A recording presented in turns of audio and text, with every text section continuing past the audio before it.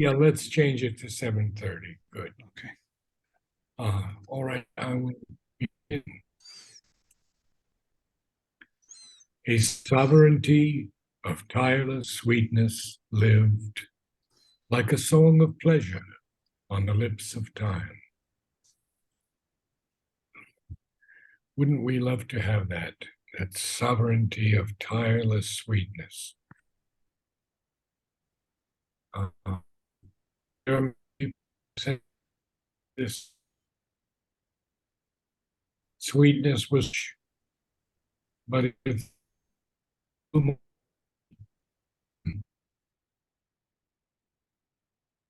what a Your sweetness voice, really is. your voice is And breaking very much. Is it because of connection? Is everybody? is it breaking up? Yeah, we hardly can hear you.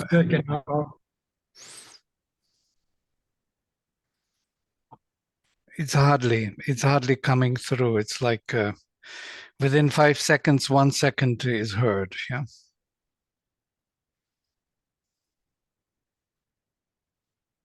And now it's totally stopped. Maybe you should reboot the system.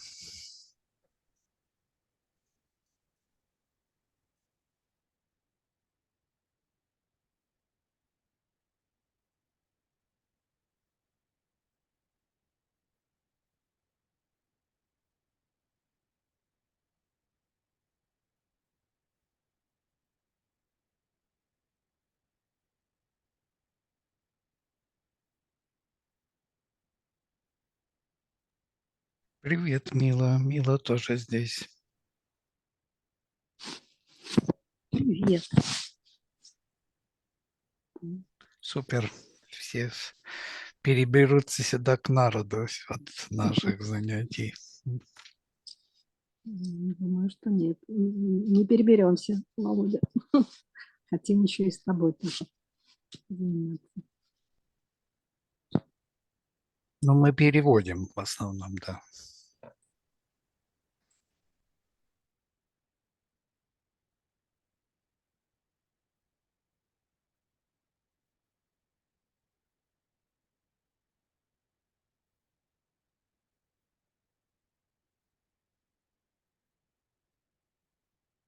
Нам надо его подождать, да? We have to wait for him a little.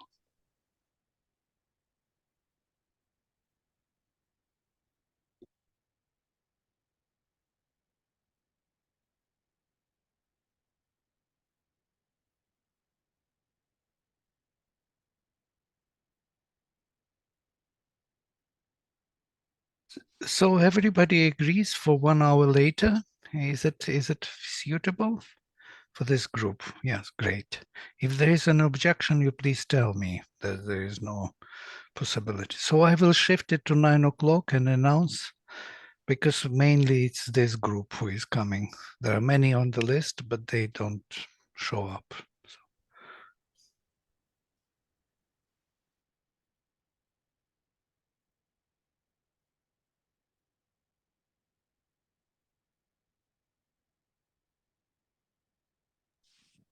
Володя, я хотела спросить, у тебя, ты прислал приглашение на занятие ведическое знание, английская группа. О, я включил вас.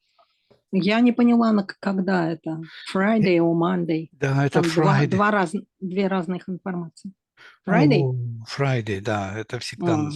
Friday 10 o'clock, это будет по-вашему 4 часа, кажется, да, или 5 даже, не знаю. Какая разница? Сейчас у вас... 5, наверное. Наверное, 5, да. Или 6 даже. Даже 6. Одну секунду, я проверю, какое время у вас сейчас.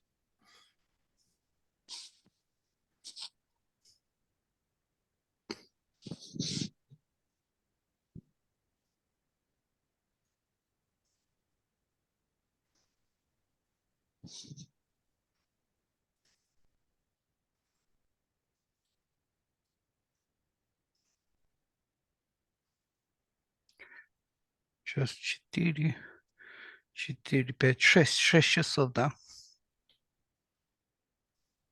Хорошо, спасибо.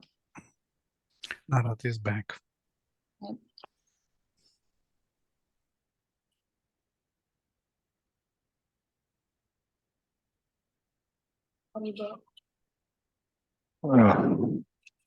Let's start at screen share. Hello, can you hear me now? Hello?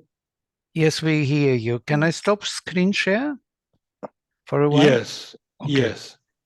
Because what has happened is that I've got some earphones and Oh, that should help.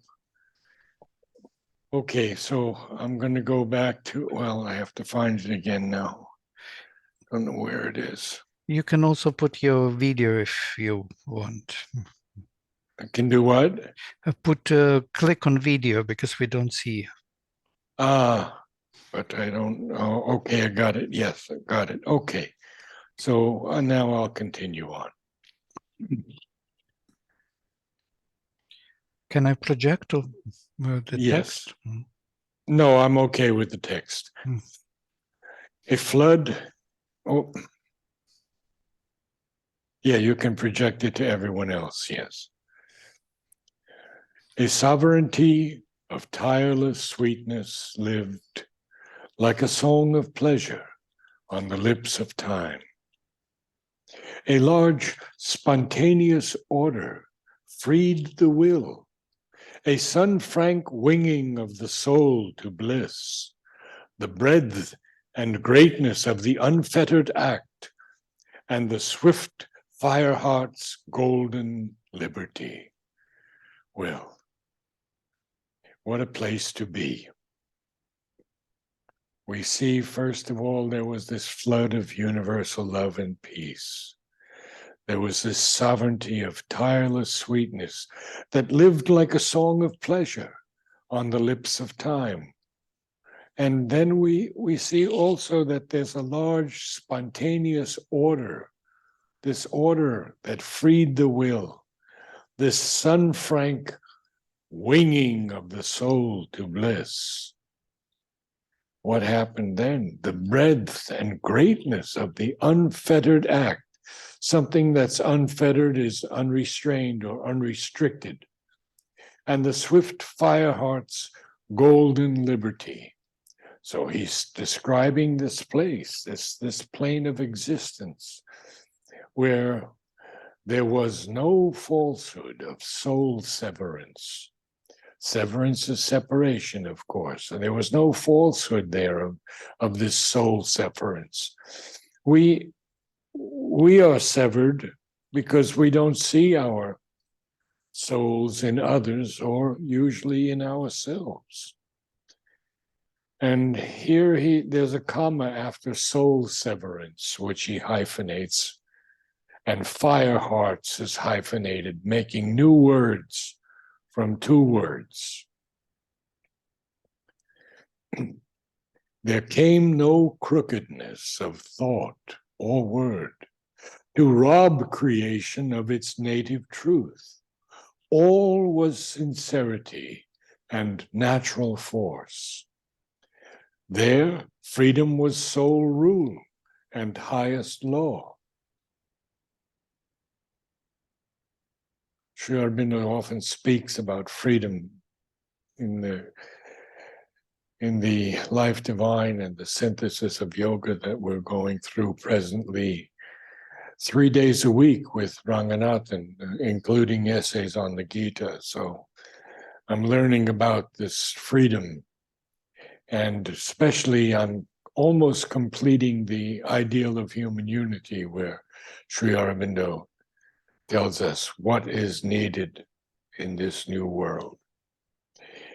In a happy series, climbed or plunged these worlds, in realms of curious beauty and surprise, in fields of grandeur and of Titan power, life played at ease with her immense desires.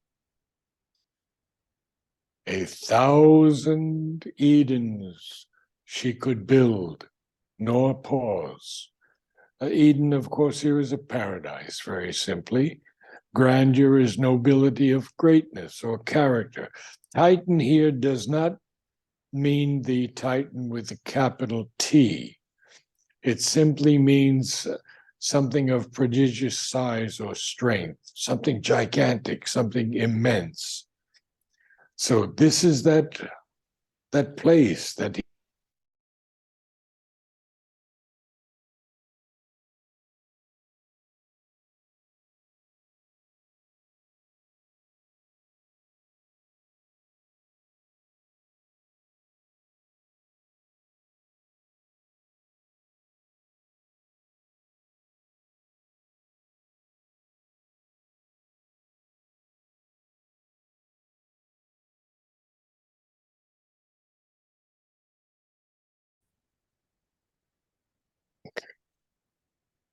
let's go through some of this. Smiling like a newborn child at love and hope. We see that these new children are often smiling shortly after birth. Very few cry any longer on entering this world. And we see that in her nature, housing the immortal's power. The immortal is, of course, capitalized here, and it is the divine's power. And even in her bosom, she is bearing the eternal will.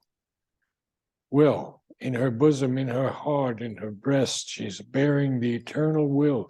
And she doesn't need any guide but her luminous heart. And then after that colon, Sri Aurobindo continues to tell us, no fall debased the Godhead of her steps. Debased is to debase something is to adulterate it or to reduce it in quality or value or character even. So no fall debased the Godhead of her steps.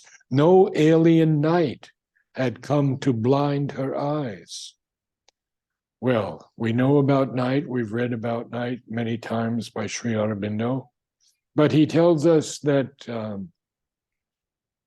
the night is the symbol of the ignorance or avidya, in which men live just as light is the symbol of truth and knowledge. So in the letters on yoga, he tells us, in the way that one treads with the greater light above, even every difficulty gives its help and has its value. And night itself carries in it the burden of the light that has to be. Oh, there was no use for grudging ring or fence. Each act was a perfection and a joy. Grudging here is reflecting some unwillingness or reluctance, even resentfulness. There was no ring or fence around this, because each act was a perfection and a joy. So let's continue on a little bit, because it's such a description that Sri Aurobindo is giving us. I don't want to break it up too much.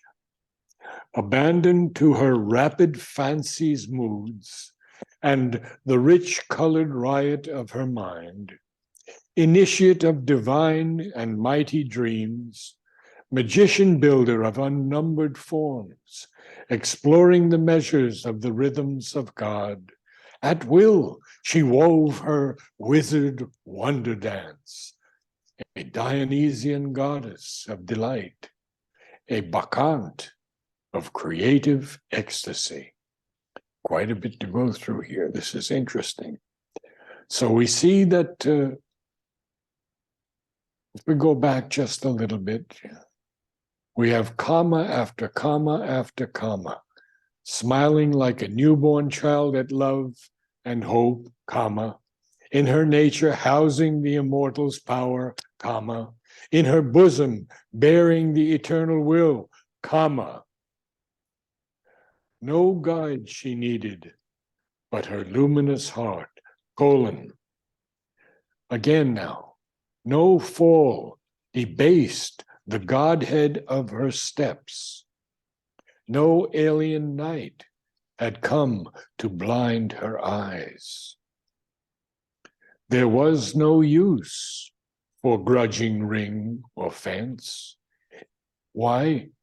Because each act was a perfection and a joy.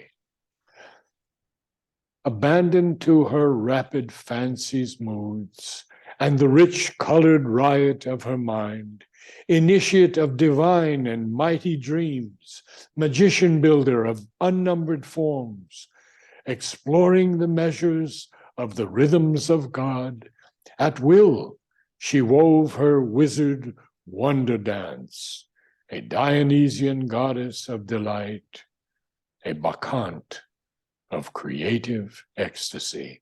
Now, this is interesting because Sri Aurobindo uses Dionysian here, which is related to Dionysus, the Greek god of wine, fruitfulness, and vegetation. And he's often worshipped in orgiastic rites and festivals.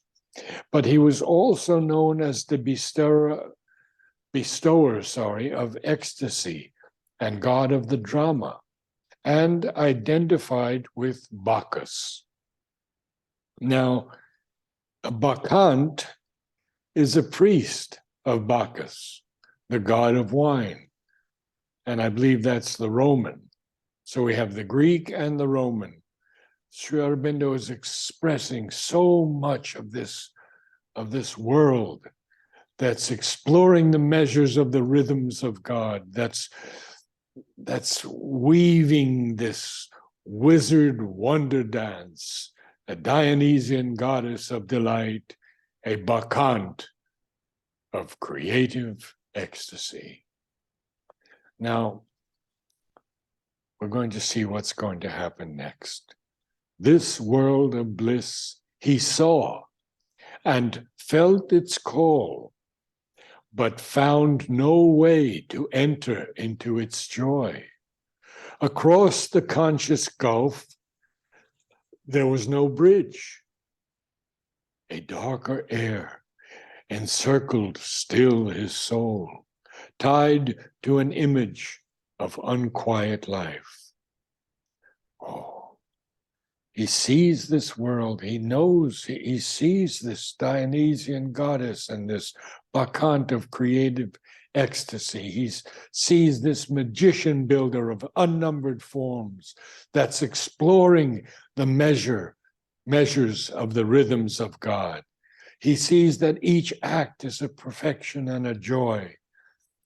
And then he would like to go into it, perhaps.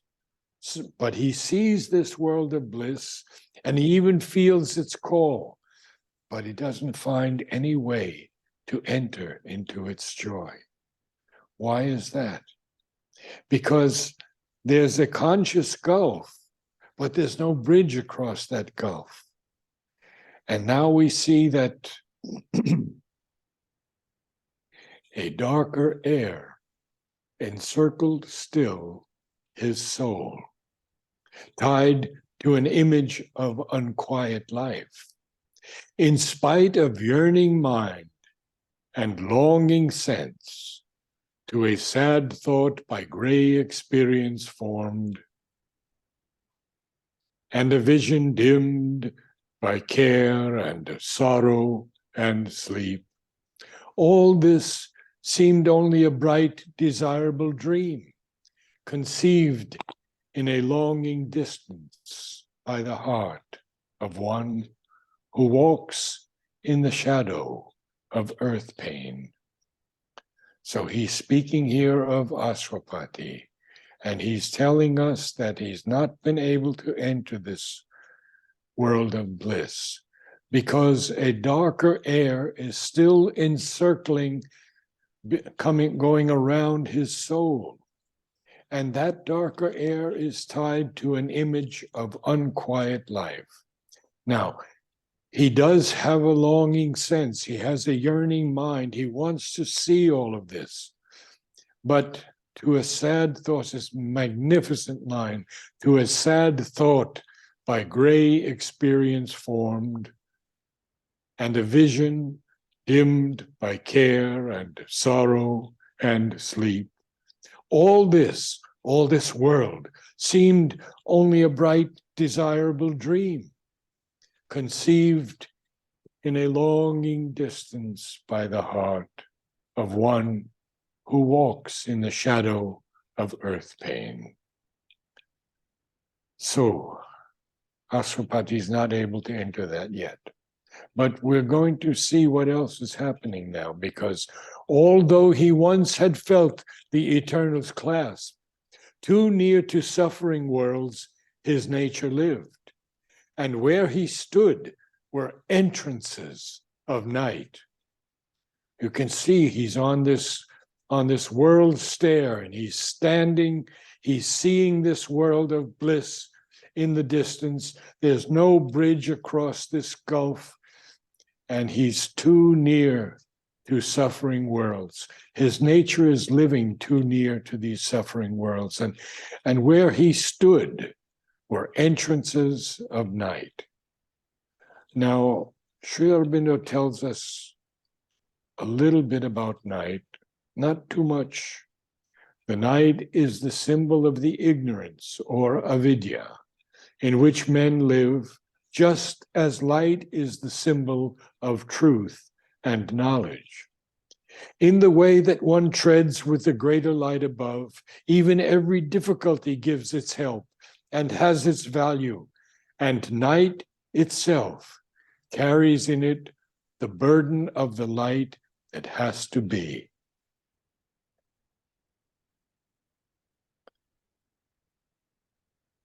Hardly too close beset by the world's care, can the dense mold in which we have been made return sheer joy to joy, pure light to light. Well, that is why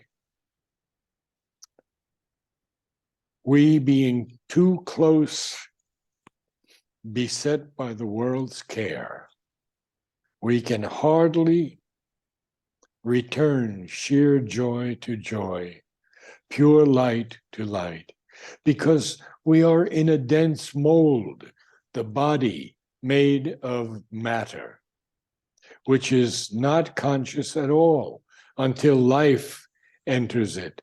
And then it's still not conscious in this physical mind area in which we live, until we can rise to that next level where we begin to see in a different way and experience in a different way, from higher mind, illumined, intuitive, and finally overmind. So we see here, he says, for its tormented will to think and live, first to a mingled pain and pleasure woke. Well, maybe that's enough for tonight, because we have to have someone who can read all of this and read it so beautifully. It's such a passage. So can I ask someone to read this? Or maybe before that, would you say a few words, Vladimir? Something comes to my mind very strongly, that when Ashwapati, he had this glimpse of that delight of life. Yes. He's Ashwapati. He's the lord of divine tapasya, of life force. Yes. He is he knows what we are missing in this creation. He had that glimpse, he had this, although he once had felt the eternal's clasp, although he felt he couldn't get it. And it's interesting because in Mahabharata, Ashwapati is described in a very interesting way. He had all perfections as a king. Everybody loved him in the kingdom, But he had one thing, he suffered a lot. It's written, Santapam Upajagmivano. And what is this suffering about? I was always thinking, what did he suffer if he had everything? Love of all the... the kind of symbolically, it is described that he had no progeny. He had no progeny, but in what sense progeny? And now I understand, in the sense of this delight of life, continuation in time and space. That is the progeny. Yes. And that's where he gets Savitri. She comes to save everyone. This is something amazing in the symbolic sense. Yeah? He's suffering. Yes, very true. So here Could in this passage, it is here actually finally kind of confirmed for me why to suffer. He had that vision of the delight in life, and then you cannot reach there. There is no bridge to go there. You cannot even, you have a glimpse or some small kind of experience, eternal's clasp, you feel, and then you can't really embody it. You have to wait. And there is one more thing which is very striking, and the vision dimmed by care and sorrow and sleep. Yes. Which is interesting because Dyumatsena, on the other hand, was blind. Yes. And Yes. and Dyumatsena in Mahabharata says to Ashwapati, very interestingly, that for many years he wanted to become family with Ashwapati, but because he lost his sight and his kingdom, he didn't dare to come to him close. Oh. Yeah, this is another kind of insight which makes it, that's why Satyavan would never, otherwise he knew about Ashwapati. He wanted to be one family with him because power and knowledge have to come together. Yeah. Yes. Yeah, these are the thoughts coming from this passage. Wonderful. Thank you. Can someone read, beginning with a sovereignty of tireless sweetness?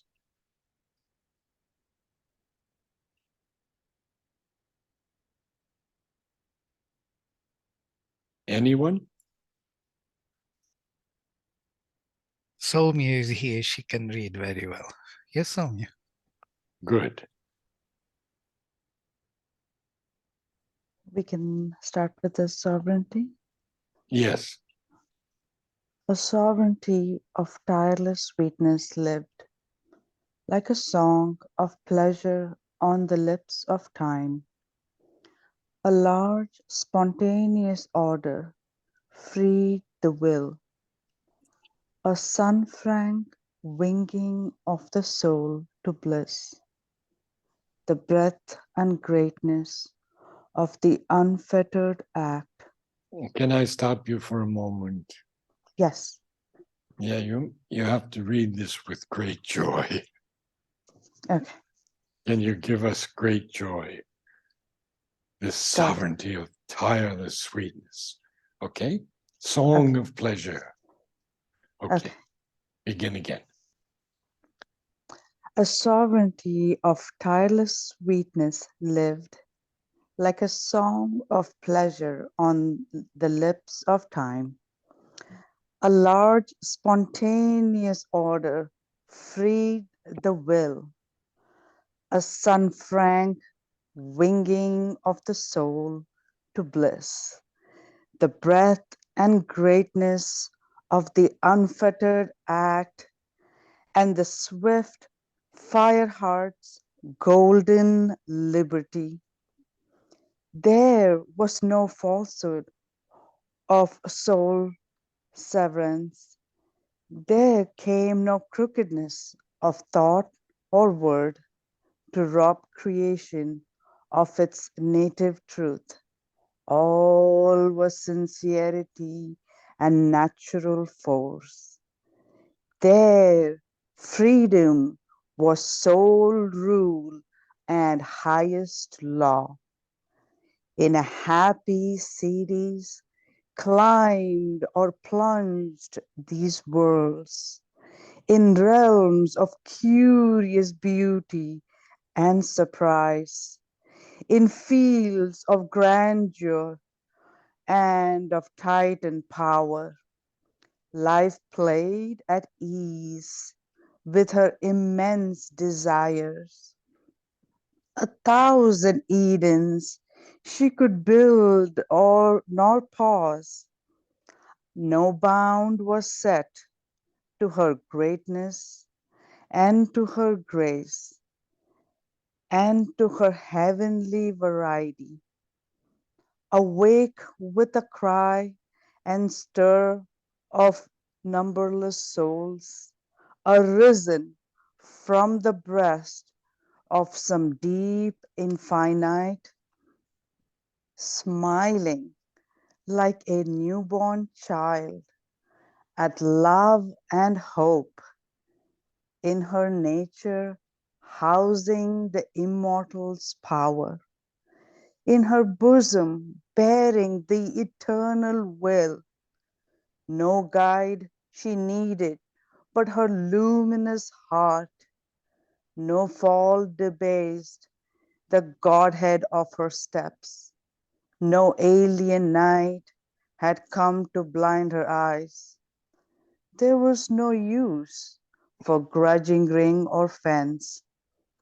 Each act was a perfection and a joy, abandoned to her rapid fancy's moods and the rich colored riot of her mind, initiate of divine and mighty dreams, magician builder of unnumbered forms, exploring the measures of the rhythms of God.